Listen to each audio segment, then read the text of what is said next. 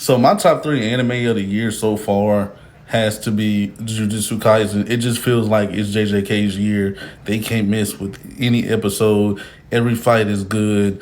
And just seeing what Itadori is going through right now, I feel bad for the boy. Number two, Attack on Titan. I don't need to say anything. It's been a phenomenal ride, and the ending was peak. Everything about Attack on Titan is peak. And number three, Villain Saga. Like I haven't forgot about Villain at all. Every episode was good, and then the climax. Get out of here. Those are my three so far. This video has been brought to you by Spectorals Inc. What the fuck did I say? And Bethany, she knows this because this is who I tweeted when I was putting this list up. But what the fuck did I say about the anime nominations of Anime of the Year? And this is no hate to Black Wizard King, so don't go onto his page saying wild shit, because he is entitled to having his opinion. He is a man, just like I'm a man. And the funny thing about what he just said in his video is that his video, or his thoughts and opinions in the video, reflect about, I'd say, 80 to 85% of the anime community. Most of the anime community are casual watchers, or what I like to call fans of anime versus anime fans. And the only reason why I didn't put Villain Saga on here is because of the simple fact that A, it wasn't a fan favorite anime, even though whether it's Crunchyroll's metrics or the metrics from Japan, it was the number one anime of the winter and spring season. However, with the Anime Crunchyroll Awards, it's fan driven, right? So recency bias plays a huge role, especially in casual animes fans. They seem to forget everything that aired before summer season when it comes to these awards, and that's why those animes usually are put in other categories so they can get recognition. But if I was in charge, if we was to have a true Anime of the Year award ceremony that was run by Hellavation, these would be the top 10 nominees.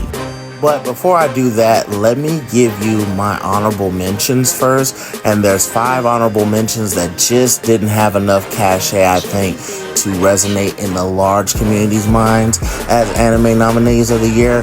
But I definitely think they're worth mentioning, and they should win in other categories. Honorable mention number 5 is Dark Gathering. I feel like Dark Gathering, it had a lot of hype during the summer, but because fantasy is dominating the fall season, it's just gotten pushed to the bottom of the rankings, but I still think it's nominee worthy. Honorable mention number 4 is Ragna Crimson, and the only reason why I think it's not nominee worthy is because it's on High Dive, and High Dive anime don't tend to perform as well as Crunchyroll anime, and they really don't get nominated all that often.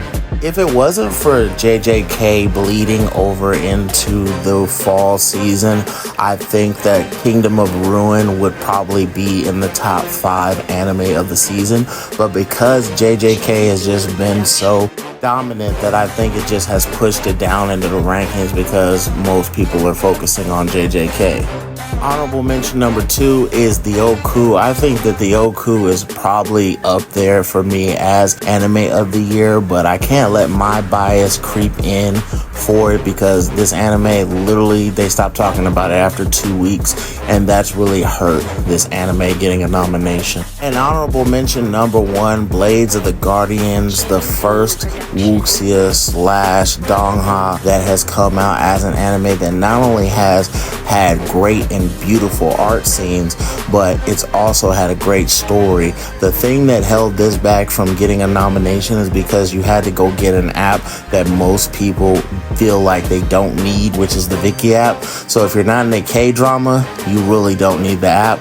And so if you're not into K-drama, why would you go chase this anime? So that's the only reason why this is not a nomination. I think we're going to stop right there at honorable mentions, and I will do my top 10 nominees from weakest to greatest in the next video.